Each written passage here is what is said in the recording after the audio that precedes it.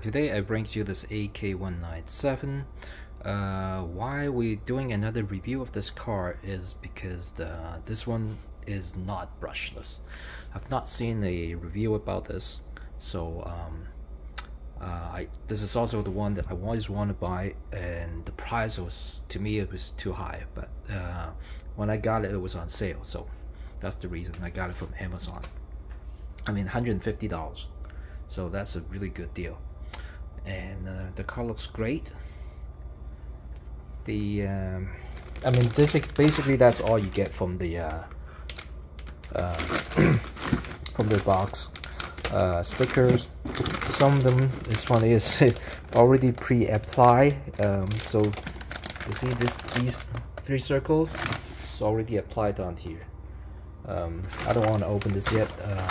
There's some other stickers, charger, wrenches, and there's like extra gears and dip sealers. And this car's body is, looks very good, but not to the level of Tamiya details.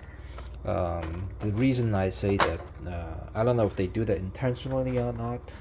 197 is supposed to curved in, but that would be a lot harder to make. I guess that's why they just make it straight down. But it's for Tamiya, I'll show you an example later on. I think I will make a comparison with the popular 110 scale RC car. Everything looks great from the looks of it, okay? And first thing, when I took out the car, I was like, oh, wait a minute, why is it so bouncy? I don't know, it didn't even feel like there's oil in it, so I have to open up and take a look. But it's very bouncy in the front. The rear seems fine, so I don't know what's going on with the front end here. So it does come with this, basically it's a Dumbo RC receiver, X6F. No gyro on this guy,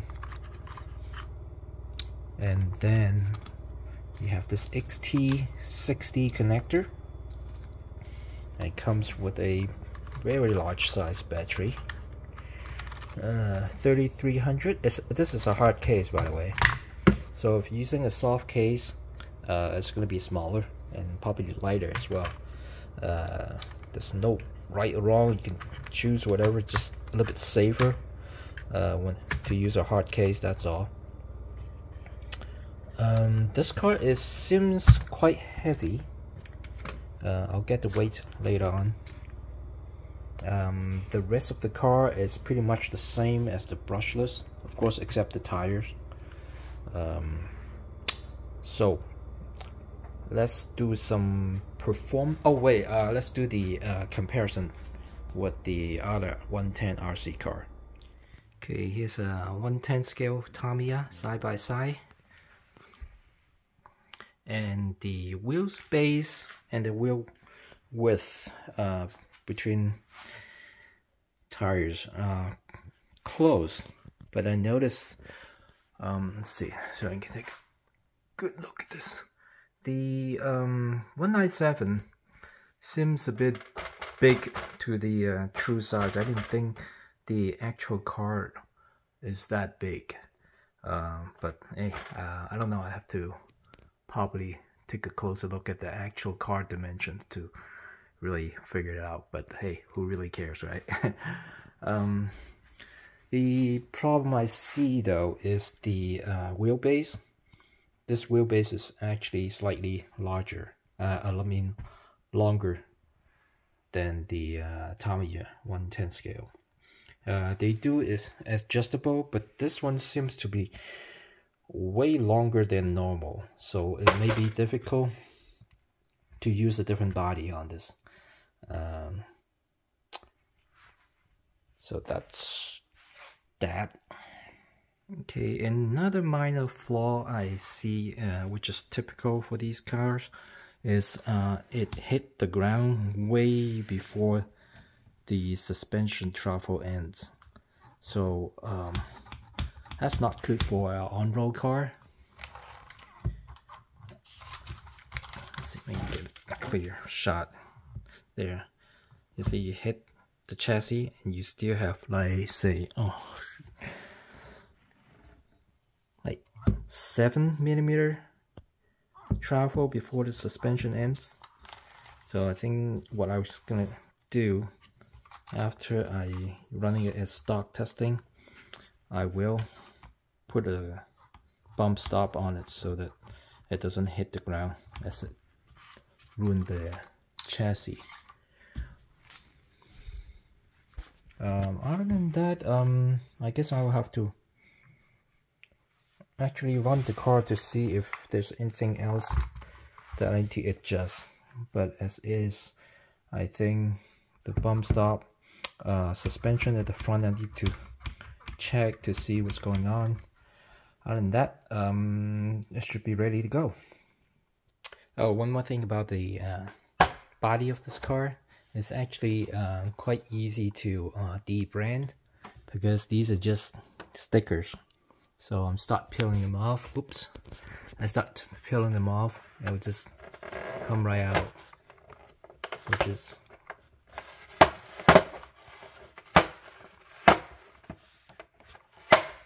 and then, you know, I'm gonna put the Porsche decals on it. Okay, for those who already have a Dunbar RC transmitter, you can easily bind this receiver, power it on. You see there's a little switch on here. Press it down and click it and hold it until it flashes quickly. Like that. Okay. Power on your transmitter, and just wait for it.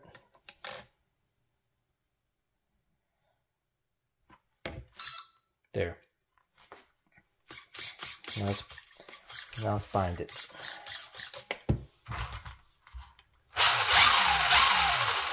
Okay. And don't forget to do your trimming. Okay, let's do a quick test run on the 2S.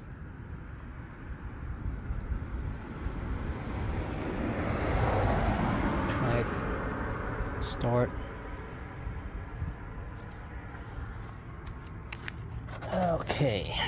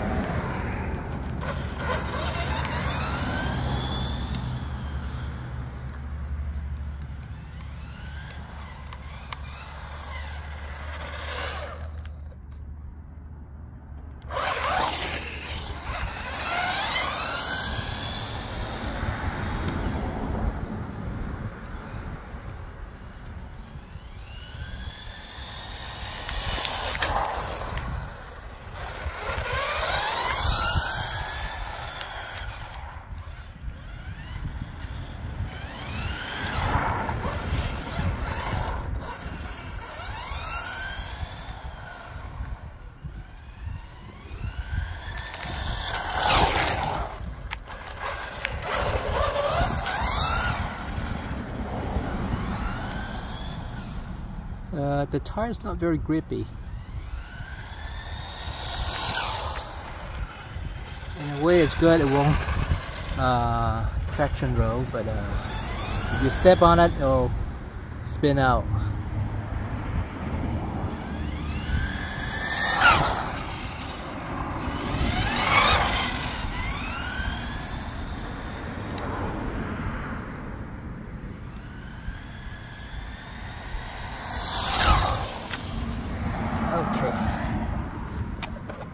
let's check the speed.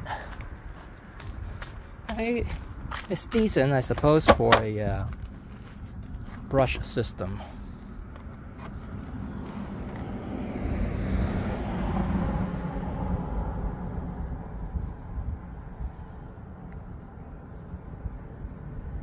.22, okay, that's expected.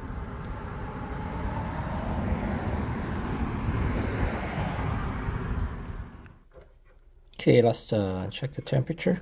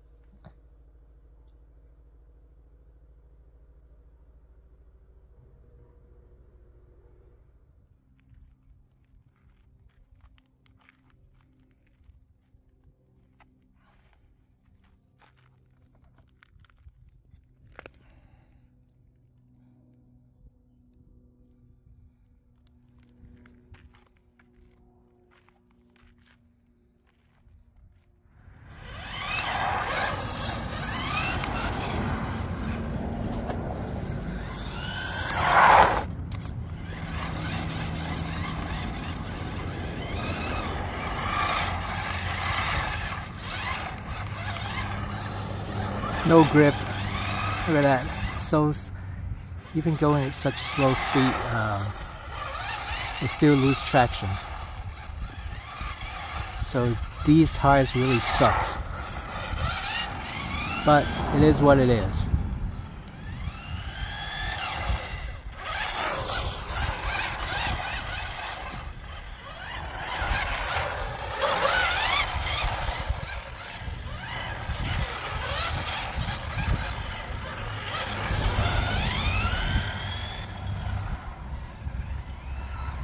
Oh God. Oh my gosh.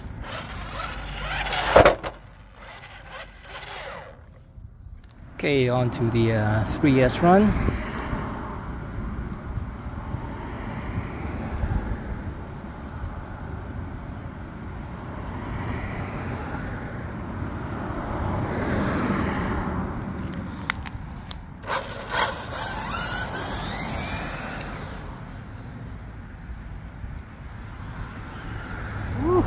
Sketchy.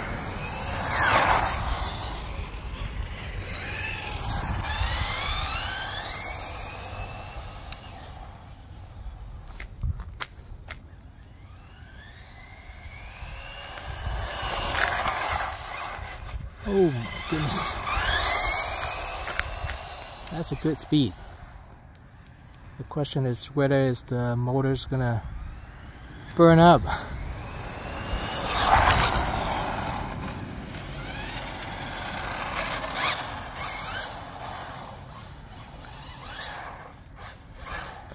See, if you hit the gas, it will just spin out.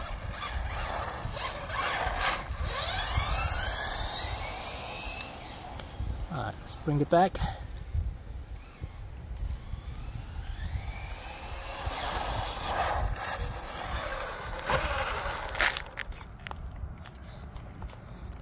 Let's see what we got.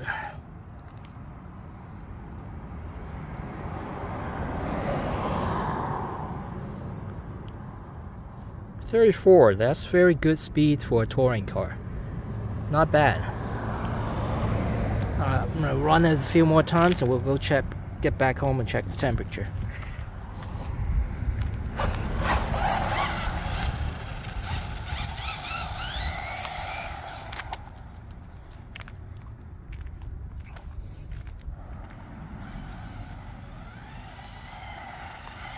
Oh, very poor handling.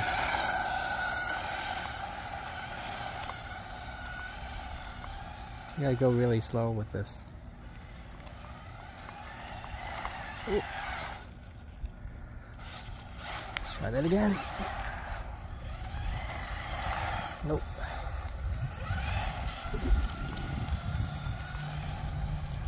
This is on high traction surface, and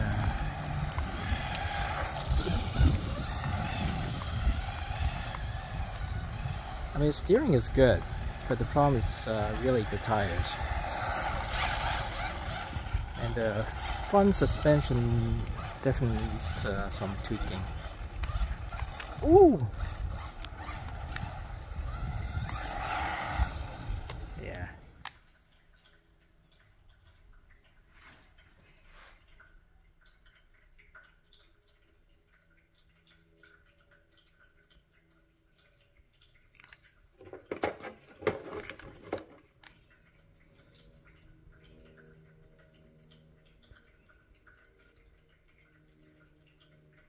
Oh, that's good.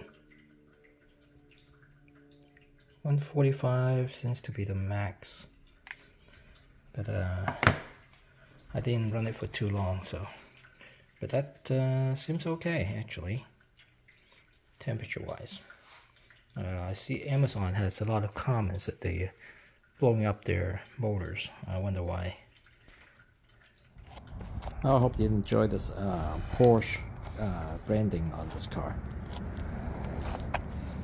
My final thought of this car is definitely a good buy, as long as it's at the on sale price, which is $150. And for the brushless version for $199 is also a good price. And then there's also the roller. I also got that for $110, which is an awesome price.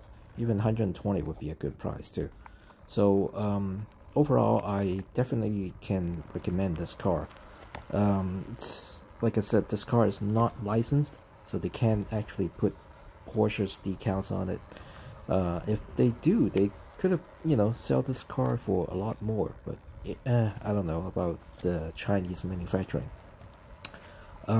Aside from that, I think their advertising might have gone off to the wrong direction, because, you know, they have these cars, you know, give them out for free and for people testing it out at their top end version, which is brushless, and people is, you know, running at crazy speed and then crashing left and right. And I think that might have scared a lot of people. Like for me, I'm not really a speeder, so you know, a touring car in that sense would actually make, you know, make more sense to, you know, sell it as a touring car, and think they might have a, you know, better sales numbers than what they have right now. But that's just my thought. Who knows? Different audience, different taste, right? Stay tuned for part 2 of this review. I'm probably going to be talking about some upgrades, adjustments, whatnot, and also install the speed gear. So thank you for watching.